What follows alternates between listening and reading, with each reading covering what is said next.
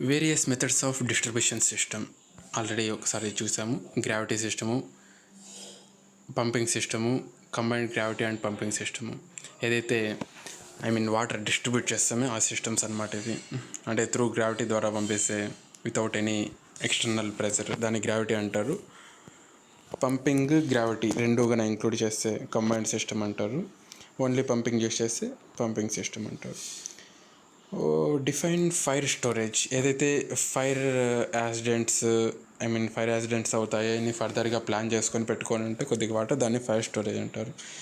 Various chemical parameters of water ఇవే అన్నమాట. Various chemical parameters, chloride content, nitrogen content, ion content, అలాగే manganese, other ఏదైతే metal content ఉంటుందో అవన్నీ ఏదైతే కెమికల్ పారామీటర్స్ ఆఫ్ వాటర్ కిందకు వస్తాయన్నమాట.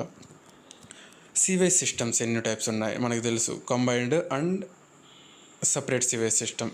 సపరేట్ సీవేజ్ సిస్టమ్ అంటే ఏదైతే రైన్ వాటర్ ఉంటుందో దానికి ఒకటి పెట్టింటారు, ఏదైతే డ్రైనేజ్ వాటర్ ఉంటుందో సీవేజ్ ఉంటుందో దానికి ఒకటి పెట్టింటారు అనమాట. కంబైన్డ్ అంటే రెండు కాంబినేషన్గా ఉంటాయన్నమాట. 2 types ఆఫ్ వాటర్ మీటర్స్,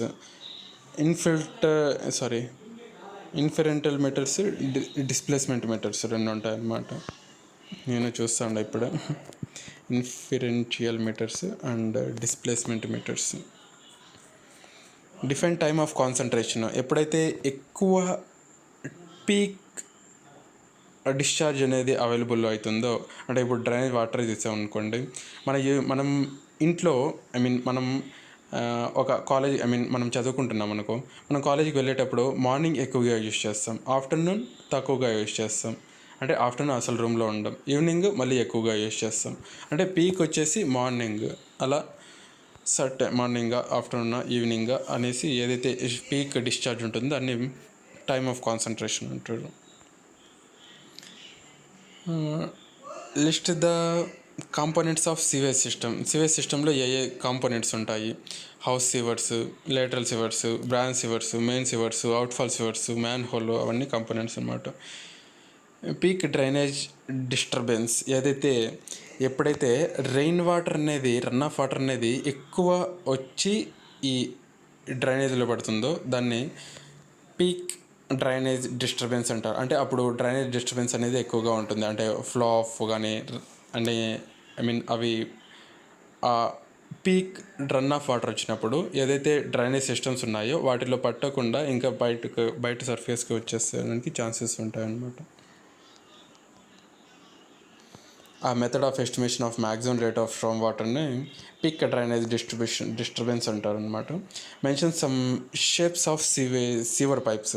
ఏవైతే సీవేజ్ క్యారీ చేయడానికి యూజ్ చేసే పైప్స్ని సీవర్ పైప్స్ అంటారు.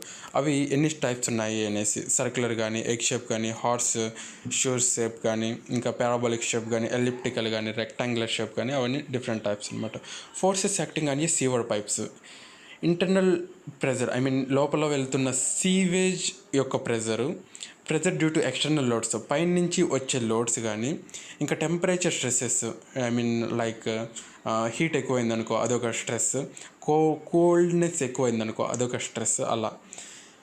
ఇంకా flexible stresses, different stresses. What are the materials used for constructing severe pipes? Vitrified clay ఉండాలి, సిమెంట్ కాంక్రీట్ ఉండాలి, ఆస్బెస్టాస్ సిమెంట్ ఉండాలి, క్యాస్టర్ ఉండాలి. Some qualities of a good severe pipes. ఇవి కొన్ని క్వాలిటీస్ అంట ఒక గుడ్ సీవర్ పైప్ ఉండాలి అంటే. ఎకానమీ అండ్ కాస్ట్ కరెక్ట్గా ఉండాలంట, రెసిస్టెన్స్ టు కరోషన్ ఉండాలి, రెసిస్టెన్స్ అబ్రేషన్ అంటే ఏదైనా సడన్ వైబ్రేషన్స్ లాంటివి, స్ట్రెంత్ అండ్ డ్యూరబిలిటీ కరెక్ట్గా ఉండాలి, లైట్ వెయిట్గా ఉండాలన్నమాట. ఎడగాయల పైన ఇది.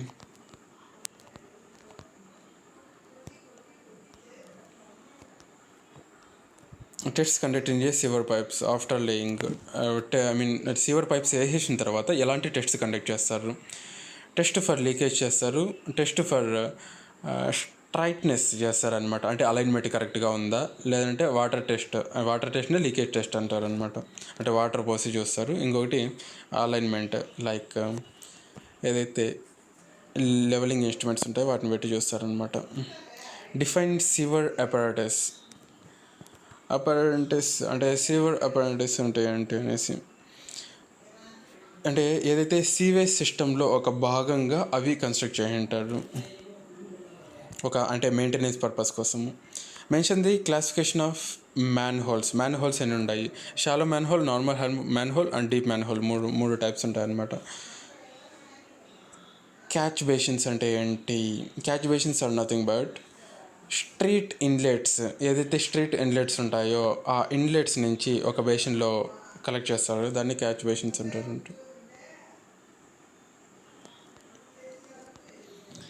Define inverted siphon. ఏదైతే ఇన్వర్టెడ్ సిఫాన్ ఉందో దాన్ని డిఫైన్ చేయమన్నారు. ఏదైతే ఒక లోయర్ లెవెల్ అంటే పైన ఒక పైప్ ఉంది, ఇక్కడ పైన ఒక పైప్ ఉంది, ఇప్పుడు కింద ఒక పైపు సెలెక్ట్ చేయాలి, కనెక్ట్ చేయాలన్నమాట. ఆ రెండింటికి ఏదైతే ఒక పైప్ని కనెక్ట్ చేస్తారో దాన్ని ఇన్వర్టెడ్ సిఫాన్ అంటారు. ఇన్వర్టెడ్ సిఫానిక్ యాక్షన్ యాక్చువల్గా ఎక్కడ ఉంటుంది అంటే మెయిన్లీ అబ్జర్వ్ చేసామంటే లెట్రిన్స్, టాయిలెట్స్లో ఉంటుంది అనమాట. వాట్ ఆర్ ద వేరియస్ అంటే ఏదైతే గ్యాసెస్ ఉంటాయో వాటిని ఈజీగా ఆ వాటర్ సీల్ చేయడానికి. What are the various methods of ventilation of sewers? Use of ventilating columns, use of ventilating manhole covers, proper design of sewers, mechanical devices, అవన్నీ అనమాట. Different types of pumps used commonly for pumping of సీవేజ్ని pump చేయడానికి centrifugal pump, reciprocating pump, pneumatic ejectors కానీ air pressure pumps కానీ అవన్నీ use చేస్తారంట. Classification of examination of సీవర్ని ఎలా చేస్తారు అన్నదానికి 3 క్లాసిఫికేషన్స్ ఉన్నాయంట. Physical, chemical and bacterial examinations అంట.